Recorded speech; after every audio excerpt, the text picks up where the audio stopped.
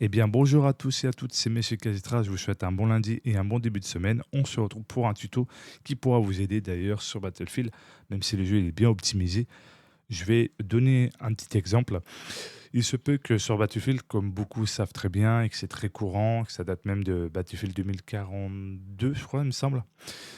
Il se peut dans l'histoire que, bien évidemment, ça utilise un seul cœur de votre processeur. Généralement, pour garder un bon équilibre, il faut que tous les cœurs travaillent ensemble. C'est comme avec les barrettes de RAM. Si tu actives pas le XMP alors que tu as deux barrettes, il n'y en a qu'une qui travaille. Et ben c'est la même chose avec les cœurs de votre processeur.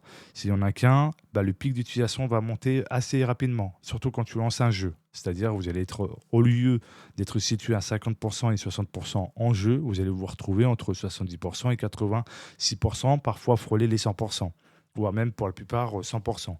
Vous voyez un peu l'exemple. Donc c'est assez dommage de ce détail-là, mais c'est un très bon jeu, ce côté-là. Parce que ça, en fait, bah, si tu veux faire du streaming ou si tu veux faire, à la rigueur, juste partager ta passion de jeu vidéo, ton gameplay sur YouTube, ça peut te freiner, ça peut te faire fiche le jeu. Pour ce faire, c'est très simple. Vous allez juste ici taper dans bloc-notes ou notepad ceci. D'abord, il faut prendre en compte ce que vous avez en termes de cœur et de thread. Donc le thread, ça je vais expliquer, on appelle ça des cœurs logistiques ou processeurs logistiques pour être plus bien dans la précision. Donc là, vous regardez le nombre de cœurs que vous avez sur votre processeur et vous tapez ici sur les deux ici. Par exemple, tu mets au lieu de 8, excusez-moi, 12 ici, par exemple. Un petit espace pour que les deux se suivent bien, pareil les deux. Et en bas, tu mets par exemple 24 ou 16 selon ce que tu as comme thread, donc processeur logistique. Une fois que c'est fait, tu fais enregistrer sous, tu tapes user comme ceci et tu mets tout fichier. Et là, tu cherches justement où se trouve la station de ton jeu. En gros, si c'est sur un SSD NVMe, tu cherches, tu fais tes maps, command ici, et tu mets ici justement ton dossier user.cfg,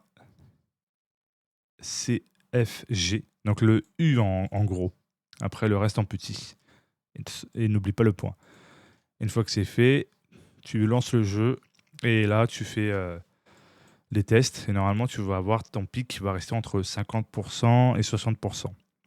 Vous allez avoir une baisse. Après ça dépend de votre qualité graphique que vous avez en jeu. Bien évidemment, votre carte graphique va être en forte utilisation selon la qualité que vous avez choisie en jeu. C'est normal. Le processeur aussi va monter un petit peu.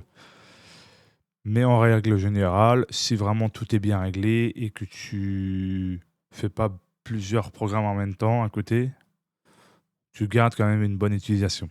C'est des choses assez courantes, ça arrive dans certains jeux où ça utilise qu'un seul cœur, sauf que ça peut provoquer vraiment d'instabilité si vous faites plusieurs choses à la fois ou en même temps. Donc c'est des choses à prendre en compte. Donc ça peut être très utile à pas oublier. D'ailleurs, cette solution est sur Reddit, beaucoup en ont parlé, beaucoup ont fait des tests et ça a réglé le problème.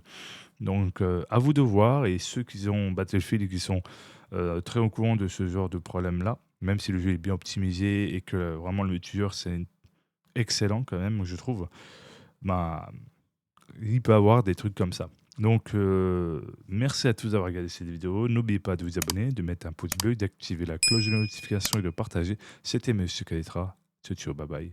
Prenez soin de vous.